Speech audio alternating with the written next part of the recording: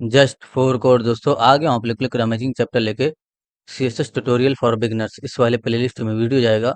Already 11 chapter जा चुका है। अगर आपको स्टेप बाय स्टेप पढ़ना है तो इस प्लेलिस्ट को फॉलो करते रहिए। डेली वीडियो जाता है, आप देखते रहिए, आप सीएसएस को अचीव कर लेंगे। लेकिन अगर आपको एचटीएमएल की नॉलेज नहीं है तो इसको देखने की आवश्यकता नहीं है। पहले आप एचटीएमएल को पढ़िए, इसमें भी वीडियो डेली जाएगा। आप इसको पढ़ लीजिए, उसके बाद आप इसको पढ़िए, ठीक है।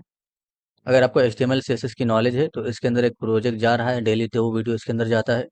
इस क्विज ऐप को आप बना सकते हो, बहुत ही बड़ा प्रोजेक्ट है।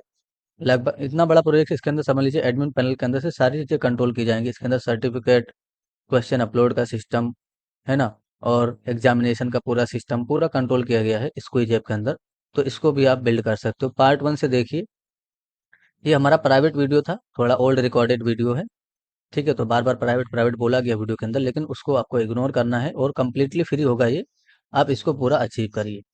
चलिए जरा वीएस कोड में आ जाइए, कंट्रोल एन कर लीजिए, कंट्रोल एस कर लेंगे, डेस्कटॉप पे हम सेव कर लेंगे। ये हमारा सीएसएस का चैप्टर 11 है, तो css-ch-11.html इसका एक्सटेंशन कोड रखेंगे। फ्लेक्स पढ़ रहे थे तो अभी भी हम फ्लेक्स ही पढ़ेंगे, कुछ और चीज़ों को समझ लेते हैं फ्लेक्स के अंदर। इसको डेस्कटॉप पे सेव कर लीजिए जरा इस तरीके से। यहाँ पर सबसे पहले हमें डॉक डॉक टाइप को डिक्लेयर करना है, तो यहाँ पर मैंने ऐसे डिफाइन किया, डॉक टाइप एचटीएमएल। उसके बाद हम एचटीएमएल स्टार्ट करेंगे। उसके बाद हमारा हेड हो जाएगा, इसके अंदर हमारा टाइटल हो जाता है। तो टाइटल के अंदर मैंने डिफाइन कर दिया जैसे सीएसएस। आप कुछ भी लिख सकते हो, या आप यहाँ पर लिख सकते हो डिस्प्ले फ्लेक्स। फ्लेक्स क्योंकि हम फ्लेक्स से रिलेटेड चीज़ों को पढ़ रहे हैं, इसलिए फ्लेक्स को डिफाइन कर दीजिए। यहाँ पर हम बॉडी को स्टार्ट करते थे, और बॉडी के अंदर सबसे पहले एक कंटेनर ले लीजिए। तो डॉट ला के अगर आप लिखते हो इस तरह से कंटेनर, तो आपको डिव के अंदर कंटेनर मिल जाएगा। परफेक्ट। इस कंटेनर को सबसे पहले हम डिज़ाइन कर लेते हैं। तो हेड के अंदर आ जाओ, टाइटल के ठीक नीचे आप स्टाइल को स्टार्ट करिए और डॉट ला के कंटेनर को सेलेक्ट कर लेना इस तरीके से। सबसे पहले आप इसके अंदर विड्थ दे दीजिए, तो विड्थ मैंने डिफाइन कर दिया 100%। और हाइट भी डिफाइन करिए, तो हाइट 100 VH देंगे। 100 VH का मतलब क्या हो गया, 100 VH व्यू पोर्ट हाइट इसको बोलते हैं। बैकग्राउंड कलर जरा कुछ दे दीजिए, तो मैंने ब्लू कलर का यूज किया ताकि ब्लू कलर आ जाए, या कोई भी कलर आप दे सकते हो जो आपकी मर्जी। कंट्रोल ओ कर लीजिए, और ये जो आपका पेज है सीएसएस चैप्टर 12 होगा मेरे ख्याल से, बट मैंने 11 सेट कर दिया, कोई बात नहीं। इसको 12 आप कर लेना है। देखिए बैकग्राउंड कलर ब्लू आ गया। ये इधर से जो स्पेस आ रहा है और जो टॉप से स्पेस आ रहा है और इधर से जो स्पेस आ रहा है, ये बॉडी में पैडिंग मार्जिन होने की वजह से आता है। तो आप बॉडी का पैडिंग मार्जिन रिमूव कर दीजिए। तो बॉडी को ऐसे सेलेक्ट कर लेंगे, और यहाँ पर आपको P0 M0 बॉडी में लगा देना, यानी कि पैडिंग 0 मार्जिन 0। परफेक्ट। ये देखिए, है ना। तो अब ये हमारा कंट्रोल हो गया। अब इसके अंदर में फ्लेक्स को सीखना है, तो यहाँ पर आ जाओ नीचे की तरफ। सबसे पहले आपको डिप, तो मुझे बॉक्स बनाना है, तो बॉक्स -1 8 कर दे, या 6 कर दीजिए, या 8 कर दीजिए, जितनी मर्जी 8 कर दीजिए। तो मैंने 8 बॉक्स बनाए। देखिए सभी में मैंने बॉक्स ही क्लास दे देना, 1 क्या करने देंगे, ठीक है। तो मैंने ऐसे बॉक्स दे दिया सभी में क्लास, और इस सभी में आप नंबर दीजिए कोई, या कुछ लिख दीजिए। तो मैंने ऐसे लिख दिया 1, और इसको मैं 2 कर देता हूँ, ठीक है 2। और ये हमारा हो जाएगा 3, ताकि आपको पता रहे कौन सा बॉक्स है। 3 4, और यहाँ पर आपको 5 कर देना है इस तरीके से, और यहाँ पर आपको कर देना है 6, यहाँ पर 7, ठीक है मैंने 7 कर दिया, और यहाँ पर मैंने 8 कर दिया, 8, ठीक है परफेक्ट। स्पेलिंग मिस्टेक हो जाए तो आप लोग ठीक कर लेना उस चीज़ को। मैंने रिलोड किया तो ये अभी आपको ऐसा दिखा, इसमें कुछ हाइट विड्थ नहीं है, इसलिए ऐसे डायरेक्ट दिख रहा है ये चीज़। चलिए इसको हम बॉक्स को सेलेक्ट करके हाइट विड्थ देंगे, तो कंटेनर के अंदर से आपको बॉक्स सेलेक्ट कर लेना। कंटेनर सेलेक्ट कर लीजिए, उसके बाद जो बॉक्स है साबरा सेलेक्ट करिए, तो सभी बॉक्स एक साथ सेलेक्ट हो जाएंगे, यानी कि जितने भी बॉक्स हैं सारे एक बार में सेलेक्ट हो जाएंगे। सभी में अब विड्थ दीजिए, तो विड्थ में देखिए कितना दे रहा हूँ, 25% दे रहा हूँ। और हाइट का यूज कर लेता हूँ मैं, हाइट का वैल्यू में डिफाइन कर देता हूँ इस तरीके से 100 पिक्सल। और बैकग्राउंड कलर मैंने रेड दे दिया, या वाइट दे दीजिए, आप इस तरीके से वाइट कलर दे दीजिए। परफेक्ट। अगर आप रिलोड करके टेस्टिंग करेंगे तो नोटिस करिए हाइट विथ तो आ गया, लेकिन ये चीज़ देखिएगा, ये वर्टिकल आया, हमें इसको हॉरिजॉन्टल चाहिए, यानी कि हमें इसको हॉरिजॉन्टल दिखाना है। तो हॉरिजॉन्टल दिखाने के लिए जो ब्लू वाला डिब्बा है, इसमें कभी भी आपको डिस्प्ले फ्लेक्स लगाना है, यानी कि इसके मेन कंटेनर में। तो इसका मेन कंटेनर ये वाला है, जिसमें आपने बैकग्राउंड कलर ब्लू लगा रखा है। तो डिस्प्ले आप फ्लेक्स कर दीजिए। तो जब आप डिस्प्ले फ्लेक्स करेंगे तो ये सब एक लाइन में आ जाएगा, ये देखिए एक लाइन में आ गया। लेकिन हमने जब 25% भी दिया, इसका मतलब क्या हुआ कि 4 ही बॉक्स एक लाइन में आना चाहिए, बाकी का ब्रेक होकर नीचे आना चाहिए। अभी देखिए 8 बॉक्स है तो 8 आ रहा है। अब 25% अगर आप विद दिए हो यहाँ पर, इसका मतलब क्या हुआ, इसका विद कितना 100%। इसका विड्थ कितना है बॉक्स का, एक बॉक्स का विड्थ कितना है 25%, इसका मतलब 4 ही बॉक्स एक में आना चाहिए, तो ये 100% हो गया। लेकिन 8वाँ आ रहा है, इसका मतलब ये फुल जो आपने 25% विड्थ दिया है ये काम नहीं कर रहा है, बिल्कुल नहीं काम करेगा। तो उस केस में काम करे, जब आप डिस्प्ले फ्लेक्स लगाएंगे कभी भी, तो ये सब एक ही लाइन एक ही रो में आपको दिखेगा सब कुछ, इसको हमें रैप करना होगा, ठीक है। तो यहाँ पर जो कंटेनर होगा फ्लेक्स लगाने के बाद, ठीक यहाँ पर आप फ्लेक्स रैप का यूज करके आप यहाँ पर रैप कर दीजिए इस चीज को। तो अब आपका ये विद काम करेगा, यानी कि 25% विल देगा, और उसके बाद जो बचेगा उसको रैप कर देगा ये। रैप का मतलब ब्रेक कर देगा। रिलोड करके टेस्टिंग करिए, देखिए जरा, रैप हो गया ना इस तरीके से। और यहाँ पर इतना ज्यादा गैप इसलिए आया, यहाँ पर गैप क्यों आया, इतना गैप नहीं आना चाहिए, शायद हमारा जो हाइट है वो ज़्यादा हो, ठीक है। तो मैंने हाइट तो 100 पिक्सल ही दिया है। अच्छा, फ्लेक्स रेप हमने दिया है, गैप हो गया, ठीक है। इसका जो हाइट है, ये जो आपने 100 दिया था, इसको थोड़ा कम कर दीजिए, मैं बस 300 पिक्सल दे रहा हूँ हाइट, तो मैंने 300 पिक्सल ऐसे हाइट दे दिया, परफेक्ट। अगर आप रिलोड करके टेस्टिंग करेंगे तो देखिए जरा कम हो गया। तो जब ये ब्रेक होगा तो थोड़ा सा यहाँ पर गैप आएगा, परफेक्ट। इस गैप को आप मेंटेन कर सकते हो। गैप देने यानी कि गैप को मेंटेन करने के लिए आप यहाँ पर क्या कर सकते हो, देखिए इसी जिसके अंदर आपने रैप लगाया था, इसके अंदर आप रो गैप का यूज कर सकते हो, रो गैप का वैल्यू आप कम कर सकते हो, तो मैंने 10 पिक्सल कर दिया। तो अब ये जो गैप है वो कम हो जाएगा। अच्छा, और ज्यादा हो गया, क्योंकि 10 पिक्सल वो यहाँ से ले रहा है, परफेक्ट। तो इसको आप इक्वल अगर आप गैप देना चाहते हो, यानी कि इक्वल गैप रहे। अच्छा, पहले तो आप ये समझ लीजिए कि ये जो कॉलम है, जैसे 1 आपका यहाँ से यहाँ तक है, 2 आपका यहाँ से यहाँ तक है, फिर 3 है, फिर 4 है।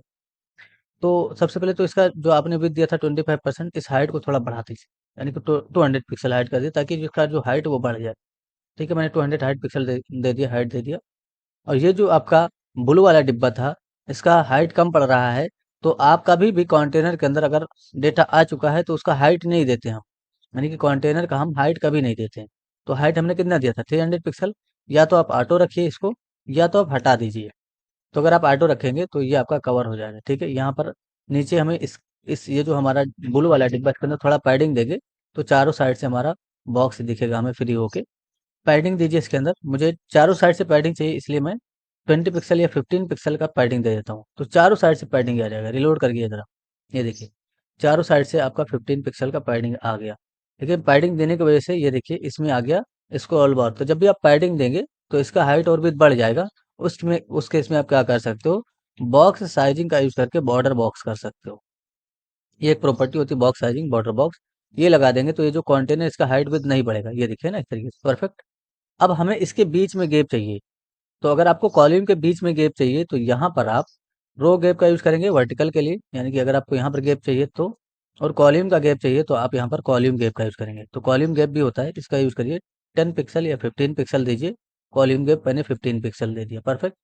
रिलोड करके टेस्टिंग करेंगे तो देखिए सभी के बीच में गैप आया, लेकिन हुआ क्या, हुआ ये कि ब्रेक हो गया। ब्रेक इसलिए हो गया कि जब आप 15 पिक्सल गैप देंगे ना, तो देखिए अब आपने 25% दे रखा था तो चारों 100% हो रहा था, लेकिन जब आपने 15 पिक्सल गैप दे दिया तो ये 100% से ज्यादा हो जा रहा है, ठीक है। तो इसको आप कैलकुलेट कर सकते हो, ताकि ये जो है यहाँ पर ये जो विद आपने 25% दिया है, इसको आप इससे कैलकुलेट करके डिफाइन कर सकते हो विद को। तो कंट्रोल एक्स कर लीजिए इस 25 को, और यहाँ पर आप कैल्क नाम का एक फंक्शन होता है, इसको कॉल करेंगे। पहले तो आप 25% लिख दीजिए, उसके बाद स्पेस देंगे, माइनस देंगे, कितना आपको माइनस करना है। तो देखिए कॉलम गैप आपने कितना दिया 15 पिक्सल, तो 15 पिक्सल को आप ऐसे माइनस कर देंगे, तो इसमें उतना यानी 25% से 15% माइनस हो जाएगा। और जो विद आना चाहिए वो आ जाएगा, ठीक है। रिलोड करके टेस्टिंग कर लीजिए, ये देखिए आ गया ना इस तरीके से, परफेक्ट। रो गैप को और अगर आप बढ़ाना चाहते हो तो ये जो रो गैप आपने 10 पिक्सल दिया था, इसको आप 20 पिक्सल कर दीजिए, तो रो गैप आपका बढ़ जाएगा, ये देखिए परफेक्ट। तो आप इस तरीके से चीजों को हैंडल कर सकते हो। ये देखिए अभी यहाँ पर स्पेस ज्यादा है और इधर स्पेस कम है, उस केस में आप इसका जस्टिफाई सेंटर कर सकते हो।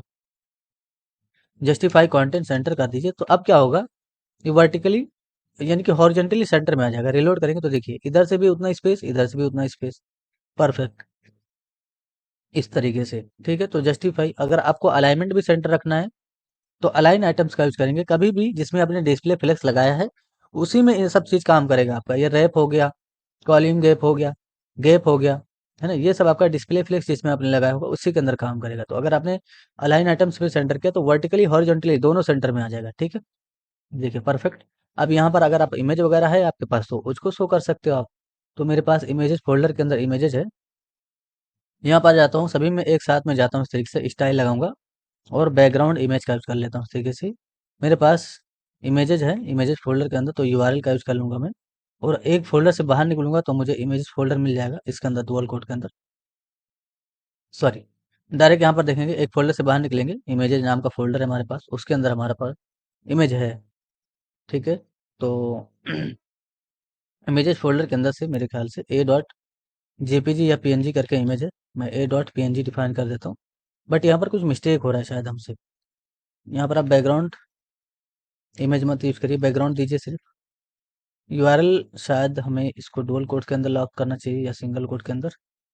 ठीक है, देख लेते हैं। यहाँ पर सिंगल कोड के अंदर इसको लॉक कर दीजिए, परफेक्ट। हाँ, तो सिंगल कोड के अंदर आप इस यूआरएल को लॉक कर देंगे, इमेजेस फोल्डर के अंदर से ए डॉट पीएनजी रीड हो जाएगा। देख लेते हैं आता है कि नहीं। रिलोड करेंगे तो नहीं आया। ठीक है, तो शायद हम इमेज फोल्डर अंदर यहाँ पर देख लेते हैं, ये जो हमारा इमेजेस फोल्डर है इसके अंदर किसके नाम से फाइल है। तो यहाँ पर देखिए ज़रा, जो हमारा फाइल का नाम है यहाँ पर आपने नेम कर लीजिए, या प्रॉपर्टीज में जाके देख सकते हैं इस चीज़ को। तो A dot P N G ही है, बट आ का ही नहीं रहा है। ठीक है, तो यहाँ पर अगर आप नहीं आ रहा है इमेज तो छोड़ दीजिए, कोई इशू नहीं है इमेज का, बाद में भी हम इस चीज़ को देख सकते हैं। यहाँ पर ऐसे लिखिए ज़रा, ये थोड़ा मिस्टेक हो गया हमसे लिखने में। तो यूआरएल लिखेंगे डुअल कोड के अंदर नहीं, डायरेक्ट यूआरएल लिखिए इस तरीके से। और जहाँ पर आपका फाइल है वहीं पर इमेजेस फोल्डर है, तो इमेजेस के अंदर से आप A dot P N G read कर लीजिए, ठीक परफेक्ट। और सभी जगह पे B dot P N G कर दीजिए, यानी कि यहाँ पर बी कर देंगे, यहाँ पर हम कर देंगे सी, इस तरीके से सी कर दीजिए। और बाकी का जो इमेज है वो यहाँ से देख सकते हैं। और यहाँ पर आपका A B C D E सब है, तो यहाँ पर आप डी भी कर देते हैं ज़रा, तो यहाँ पर डी कर दीजिए। और यहाँ पर कर दीजिए आप ई, उसके बाद एफ। तो मेरे पास सारा इमेज है, आप भी इमेज रख लिया करिए। ठीक है, उसके बाद जी, और यहाँ पर हम एच कर देंगे लास्ट वाले को। एक बार रिलोड करके टेस्टिंग कर लेते हैं। अच्छा, यहाँ पर जेपीजी है, तो कई सारे जगह पे जेपीजी भी है, इसलिए जेपीजी डिफाइन कर देंगे एक तरीके से, परफेक्ट। यहाँ पर भी हमारा साइज जेपीजी होगा। ठीक है, एफ के लिए और ई के लिए भी जेपीजी होगा, परफेक्ट। और यहाँ पर भी हम जेपीजी कर देंगे, तो इसके लिए भी जेपीजी है। बाकी ए बी सी के लिए पीएनजी है। ठीक है, अगर आप रिलोड करके टेस्टिंग करिएगा इस तरीके से तो देखिए इमेज आ गया, बट इसका बैकग्राउंड साइज वगैरह कवर करेंगे तो ये अच्छा दिखेगा। तो इसको कवर करने के लिए ये रहा बॉक्स आपका, इसके अंदर आ जाओ। बैकग्राउंड साइज का आप यूज़ करो इस तरीके से, सबसे पहले इसको आप कवर कर दो। उसके बाद आप रिलोड करके टेस्टिंग करेंगे तो इसका बैकग्राउंड साइज कवर हो जाएगा और ये परफेक्ट इस तरीके से दिखेगा आपको। ठीक है, तो इस तरीके से आप इमेज वगैरह को हैंडल कर सकते हो। फ्लेक्स बहुत ही इंपॉर्टेंट चीज़ है सीएसएस के अंदर, ये चीज़ आपको आना चाहिए, बहुत अच्छे से आना चाहिए दोस्तों। तो फ्लेक्स पे आपने काम किया, आगे हम आगे धीरे धीरे काम करते रहेंगे, सभी चीज़ों को धीरे धीरे सीखेंगे। पेशेंस रखना है आपको, प्रॉपर नोट्स यानी कि जितना नोट्स के अंदर होना चाहिए वो आपको मिल जाएगा। पेशेंस रखिए, आपको लास्ट में नोट्स ये मिल जाएगा, या जब भी मैं नोट्स को अपलोड करूंगा तो मैं आपको इन्फॉर्म कर दूंगा। Thanks for enjoying the education of just for code. See you soon, जय हिंद, जय भारत।